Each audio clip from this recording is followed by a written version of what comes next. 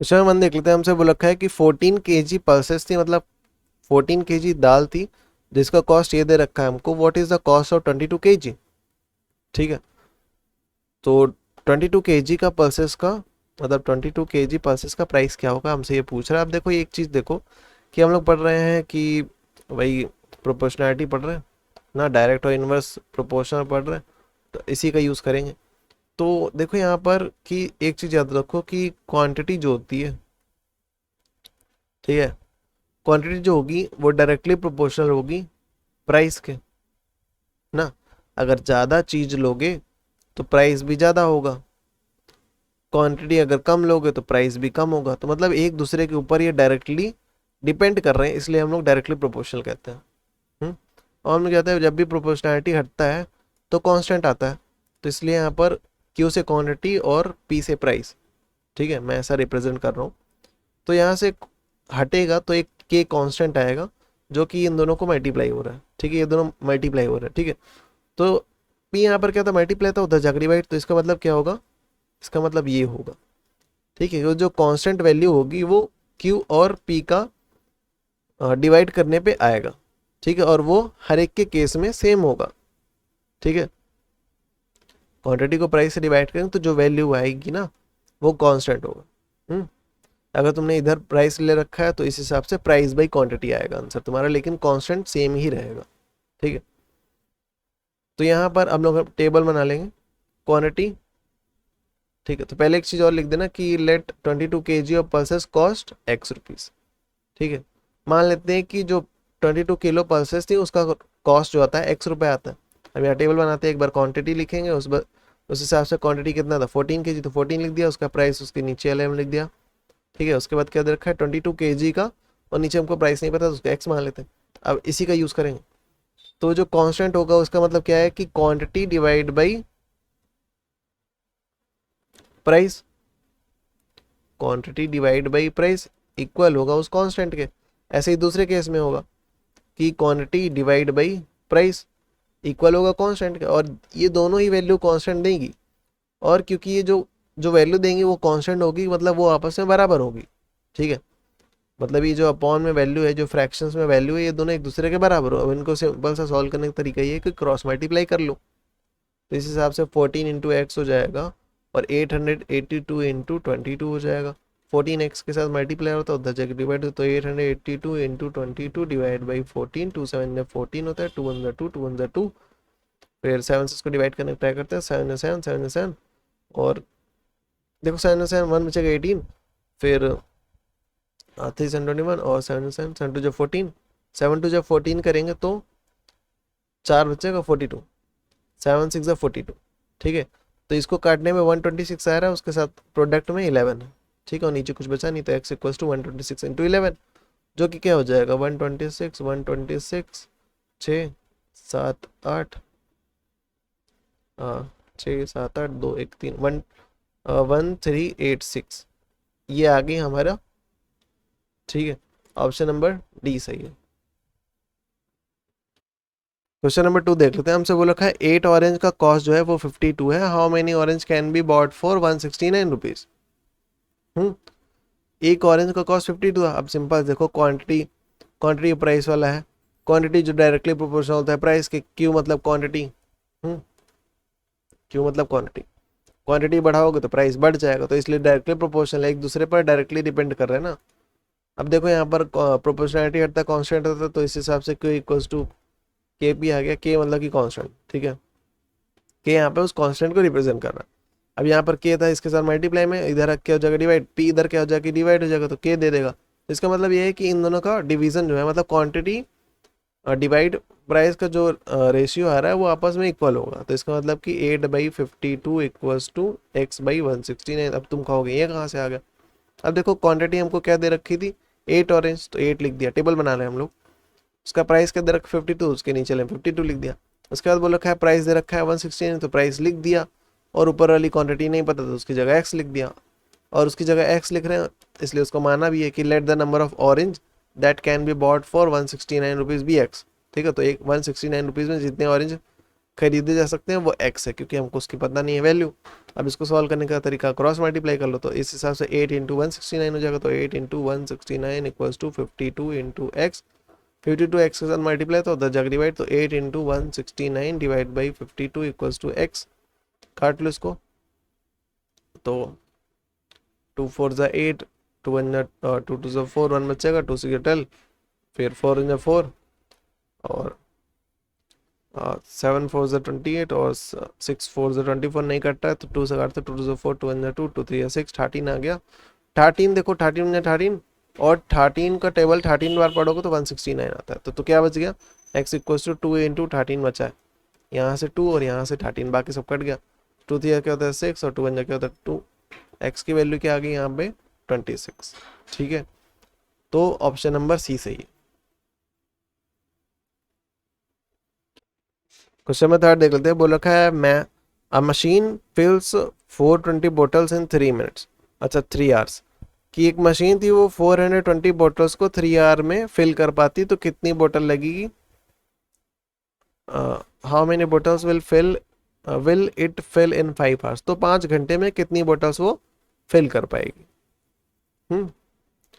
तो इसका एक टेबल बना लेते हैं जिसमें नंबर ऑफ बोटल्स हम लोग ऊपर लिख रहे हैं, मैं उसको बी से रिप्रेजेंट कर रहा हूँ, और टाइम टेकन नीचे लिख रहा हूँ, उसको मैं टी से रिप्रेजेंट कर रहा हूँ। लिखने का तरीका इधर है, मैं केवल समझा रहा हूँ। नंबर ऑफ बोटल्स के अंदर रखा 420, और आवर्स के अंदर रखा 3, 5 आवर्स, और इधर बोटल्स को हमको पता नहीं था कितना होगा, तो मैं एक्स मान लेता हूँ। ठीक है, अब यहाँ पर देखो कि जितनी ज़्यादा बोटल्स होगी उतना ज़्यादा टाइम लगेगा। तो इसका मतलब ये बोतल और जो टाइम है, और वो दोनों एक दूसरे के डायरेक्टली प्रोपोर्शनल है।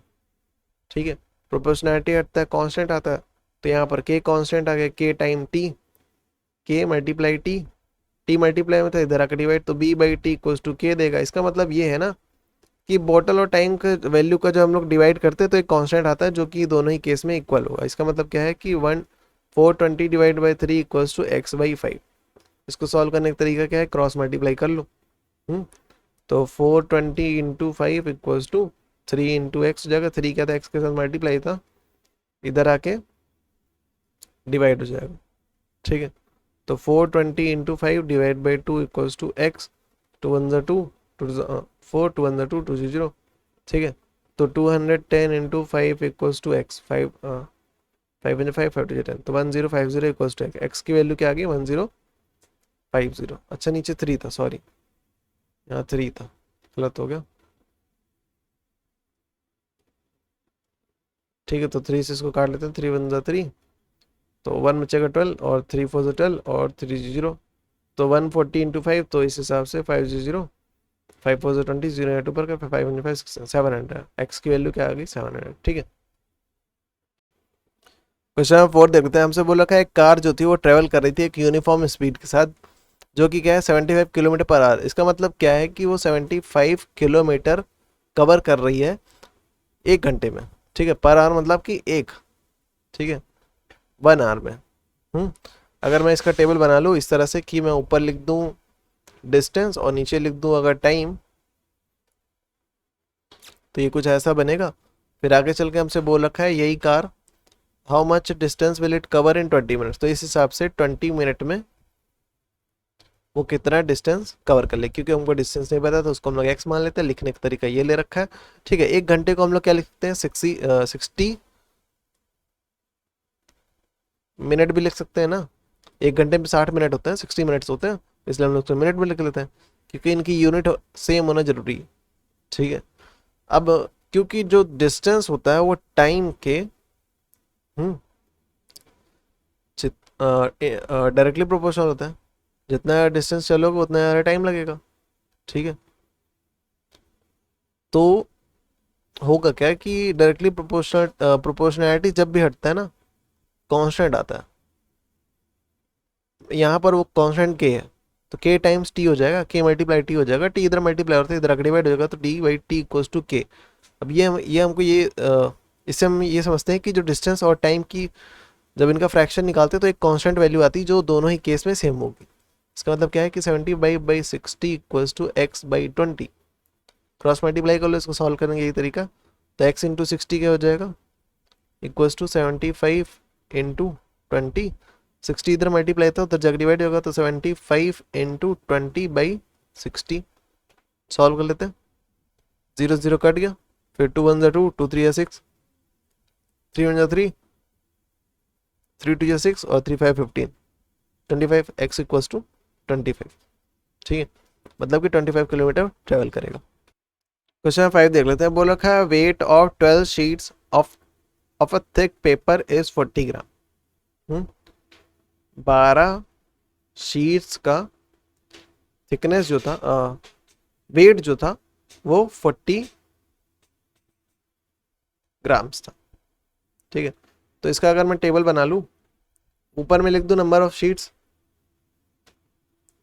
तो नीचे क्या लिख रहा हूँ उसका वेट।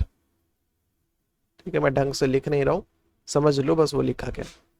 तो हमसे पूछ रखा है कि how many sheet would weigh 1 kg, तो 1 kg में कितनी शीट्स होगी। अगर 12 शीट 40 ग्राम की है तो 1 किलो कितने शीट्स कवर कर लेगा। इस हिसाब से देखो सिंपल सी बात है, जो शीट्स है एस से रिप्रेजेंट कर रहा हूँ, एस से, और वेट को डब्ल्यू से, ये दोनों एक दूसरे के डायरेक्टली प्रोपोर्शनल होंगे। मतलब कि ये है कि अगर नंबर ऑफ शीट बढ़ा दोगे तो वेट बढ़ जाएगा ना, और शीट घटा दोगे तो वेट घट जाएगा। तो एक दूसरे के ऊपर डायरेक्टली डिपेंड कर रही है, इसलिए हम लोग इसको कहते हैं डायरेक्टली प्रोपोर्शनल। अब यहाँ से प्रोपोर्शनलिटी हटेगा तो कांस्टेंट आएगा, तो इक्वल्स टू के कांस्टेंट आता है, तो के इंटू डब्ल्यू लिखा। ठीक है, तो यहाँ मल्टीप्लाई में था, इधर आगे डिवाइड, तो एस बाई डब्ल्यू इक्वल्स टू के हो जाएगा। तो यहाँ से हमको ये समझ आ रहा है कि जो शीट है और जो वेट है उनकी वैल्यूज को अगर हम डिवाइड करते हैं तो के कांस्टेंट आता है, जो इधर और इधर दोनों में कॉमन होगा। ठीक है, जो मतलब दोनों में वो के कांस्टेंट सेम होगा और इक्वल होगा। 1 kg को हम लोग क्या लिख सकते हैं, 1 kg को लिखा जा सकता है 1000 ग्राम। 1 kg इक्वल्स टू होता है 1000 ग्राम ना, तो वही लिख दिया उसकी जगह पर 1000। ठीक है, इनका यूनिट सेम होना जरूरी है। तो 12/40 इक्वल्स टू एक्स बाई 1000, जैसा बोला था, sheet by weight, sheet by weight constant होगा, दोनों बराबर होगा, क्रॉस मल्टीप्लाई, तो 12 into 1000 equals to x into 40 हो जाएगा। 40 क्या था, इधर मल्टीप्लाई था उधर जाकर divide, 12 into 1000 divide by 40 equals to क्या हो जाएगा एक्स, 1 0 0 कट गया, 4 1 4 और 2 से 2 2 4, 2 6 12, 2 1 2 और 2 3 6, ऊपर 3 बच रहा है और 100 बच रहा है। 3 इंटू 100 करो क्या हो जाएगा, 300 ना, देख लेते हैं। हाँ, तो आंसर आ गया हमारा 300। इसका मतलब ये है कि 300 शीट्स लग जाएंगी 1000 भाई 1 किलो होने के लिए। क्वेश्चन नंबर 6 देख लेते हैं। हमसे बोला है pole 15 metre high cast shadow of 10 metre. एक पोल था, उसकी जो हाइट दे रखा 14 मीटर है और उसकी जो शेडो बनती है वो 10 मीटर की है। ठीक है, ये पोल था, ये शेडो थी। अब आगे चल के हमसे बोल रखा है कि एट सेम टाइम, उसी सेम समय पर, अ हाइट ऑफ ट्री। ठीक है, what will the height of tree, the length of whose shadow is 7। ठीक है, देखो सन कहीं से निकला था, एक पोल था जिसका हाइट जो है 14 मीटर है, तो उसकी जो शेडो बन रही थी वो 10 मीटर थी। वहीं पास में एक और ट्री था। ठीक है, उसका लेंथ क्या होगा, मैं मान लेता हूँ एक्स होगा। ठीक है, जिसकी शेडो जो बन रही थी वो 7 मीटर की थी। अगर इसका इस हिसाब से हम लोग अगर एक टेबल बना ले, ऊपर हाइट लिख दूं और नीचे शेडो लिख दूं, तो हाइट हमारी 14 थी, शेडो 10 था। हाइट हमको पता नहीं, एक्स मान लो, और शेडो 7 है। ठीक है, अब देखो सिंपल सी बात, जितनी ज़्यादा हाइट होगी, हम लोग यहाँ देख रहे हैं कि जितनी ज़्यादा हाइट है उतनी बड़ी शेडो बनेगी। ठीक है, उतनी बड़ी शेडो बनेगी, डायरेक्टली प्रोपोर्शनल है एक दूसरे के। तो इसका मतलब ये है कि हाइट जो है प्रोपोर्शनल है शेडो के। तो प्रोपोर्शनलिटी हटता है, कांस्टेंट आता है, तो एच इक्वल्स टू के टाइम्स एस हो जाएगा, के इंटू एस हो जाएगा। इधर मल्टीप्लाई था, इधर आगे डिवाइड, तो h by s equals to क्या हो जाएगा, के। इसका मतलब ये है कि हाइट और शेडो का वैल्यू का डिवीजन करेंगे तो एक कांस्टेंट वैल्यू के आती है, जो दोनों ही केस में सेम होगा। तो इसका मतलब कि 14/10 इक्वल्स टू एक्स बाई 7 एक दूसरे के बराबर होंगे, क्योंकि ये दोनों ही कांस्टेंट है। क्रॉस मल्टीप्लाई करके इसको सॉल्व कर देते तो 14 into 7 equals to x into 10 हो जाएगा। ठीक है, एक्स लिखा। हम्म मल्टीप्लाई था, इधर आके डिवाइड, तो 14 इंटू 7/10 इक्वल्स टू एक्स। ठीक है, काट लेते हैं इसको। 2 5 = 10 और 2 7 = 14, 7 7 = 49, 49/5 = x। 5 से इसको काट लो, 5 9 = 45, 4 बचेगा, पॉइंट लगाओ 0, 5 8 = 40, तो x की वैल्यू 9.8 आ गया। ठीक है, तो 9.8 मीटर का टी की। क्वेश्चन नंबर 7 देख लेते हैं। हमसे बोल रखा है कि a photograph of a bacteria in large 50,000 time. एक बैक्टीरिया की जो फोटो थी उसको हम लोग 50,000 टाइम्स बड़ा करते हैं, attains a length of 5 centimetre. तो उस इमेज, वो जो इमेज होती है, मतलब उस बैक्टीरिया की जो इमेज थी वो 5 सेंटीमीटर की आती है। The actual length of bacteria is, लेकिन उस बैक्टीरिया की रियल लेंथ क्या होगी? हम्म अगर हम लोग देखो इस तरह से मान लें कि 50,000 टाइम्स जो है उस बैक्टीरिया की लेंथ को किया गया है, तब जाके हमको क्या मिला है? 5 सेंटीमीटर मिला है ना। एक्स मतलब कि यहाँ पर उस बैक्टीरिया का एक्चुअल साइज, यही बोल रहा है ना कि बैक्टीरिया जो था उसका फोटो लिया गया है, तो बैक्टीरिया का साइज का ही तो 50,000 करोगे तब जाके तुमको 5 सेंटीमीटर मिल रहा है। क्वेश्चन ही पढ़ लो ना। ठीक है, तो x मतलब कि एक्चुअल लेंथ ऑफ बैक्टीरिया, तो x की वैल्यू ही निकालना है मतलब कि। हम्म तो इधर मल्टीप्लाई था, उधर जाके डिवाइड हो जाएगा, तो 5/50, 50,000, 5 1 = 5 और कट कर लिया तो नीचे क्या बन गया? 10,000। x = 1/10,000। 10,000 को क्या लिख सकता हूँ? 10,000 को लिख सकते हैं 1/10 की पावर 1 2 3 4, 10 की पावर 4, 1/10 की पावर 4। ठीक है, और इसको अगर ऊपर लाएंगे तो इसकी पावर क्या थी? अभी पॉजिटिव थी, इसको ऊपर लाएंगे तो इसकी पावर क्या हो जाएगी? नेगेटिव। तो इस x = 1 × 10 की पावर -4, और यूनिट तो सेंटीमीटर ही होगा। ठीक है, तो उस बैक्टीरिया की जो एक्चुअल लेंथ थी वो क्या थी? 10 की पावर -4 बोलो या फिर 1 × 10 की पावर -4 बोलो, वही चीज है। ठीक है, क्वेश्चन में 8 देख लेते हैं। बोला क्या है? 6 pipe fill a tank in 120 minutes.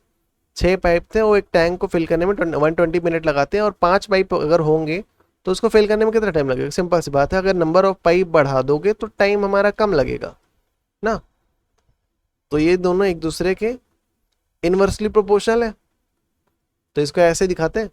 T से अगर मैं टाइम को दिखा रहा हूं तो P प्रोपोर्शनल 1/t लिखा जाएगा, इसी को कहते हैं इनवर्सली प्रोपोर्शनल। प्रोपोर्शनैलिटी हटता है, कांस्टेंट आता है, तो यहाँ पर k कांस्टेंट आएगा, k × 1 करूंगा तो k बन जाएगा अपॉन t। अब इनका क्रॉस मल्टीप्लाई कर दो तो p × t किसके बराबर होगा? k के बराबर होगा। तो यहाँ से हमको ये समझाता है कि p की वैल्यू और t की वैल्यू का अगर प्रोडक्ट करते हैं तो k कांस्टेंट मिलता है, जो कि दोनों ही केस में सेम होगा। दोनों केस में, हाँ 2 केस है ना यहाँ पर। अगर टेबल बना लूँ इसका मैं, तो नंबर ऑफ पाइप्स अगर मैं ऊपर लिख रहा हूँ और नंबर ऑफ टाइम टेकन नीचे लिख रहा हूँ। ठीक है, तो पाइप हमारे पास 6 थे, तब 120 मिनट लग रहा था। पाइप अगर 5 थे तो कितना टाइम लग रहा था हमको पता नहीं, इसलिए हम लोग उसका एक्स मान लेते।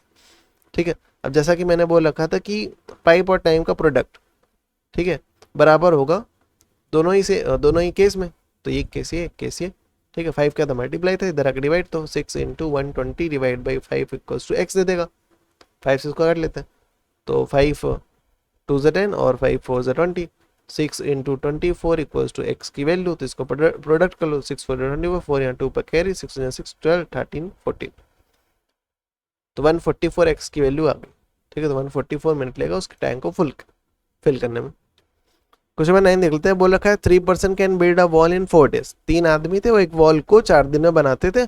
अब अगर 4 आदमी हो गए तो उस दीवार को, सेम दीवार को बनाने में कितना टाइम लग जाएगा? तो अगर टेबल बना ले, ठीक है, ऊपर मैं क्या लिख दूं? पर्सन्स लिख दूं, नंबर ऑफ पर्सन्स लिख दूं, नीचे क्या लिख दूं? डेज। ठीक है, पी और डी से रिप्रेजेंट कर रहा हूँ, लिखने का तरीका ये मैं समझा रहा हूँ। तो 3 पर्सन से तो 4 डेज लग रहे थे, 4 पर्सन होंगे तो कितने डेज लगेंगे? x डेज लगेंगे, क्योंकि हमको पता ही नहीं था x, तो उसका x मान लिया। और हमको पता है कि देखो नंबर ऑफ पर्सन जो है इनवर्सली प्रोपोर्शनल है नंबर ऑफ डेज के। इसका मतलब ये है ना, इनवर्सली का मतलब ये है ना कि जितने ज्यादा पर्सन होंगे उतना कम टाइम लगेगा, उतना कम दिन लगेगा। तो इसीलिए एक दूसरे के इनवर्सली है। ठीक है, अगर एक वैल्यू बढ़ा रहे तो एक वैल्यू घट रही है ना, तो इसलिए इन्वर्सली है। प्रोपोर्शनलिटी हटेगा तो इस हिसाब से कांस्टेंट आएगा, तो k इंटू वन क्या होता है k by D. Cross multiply करूँगा तो क्या हो जाएगा, इसके नीचे कुछ नहीं मतलब है ना, k इंटू वन क्या हो जाएगा k p इंटू डी हो जाएगा।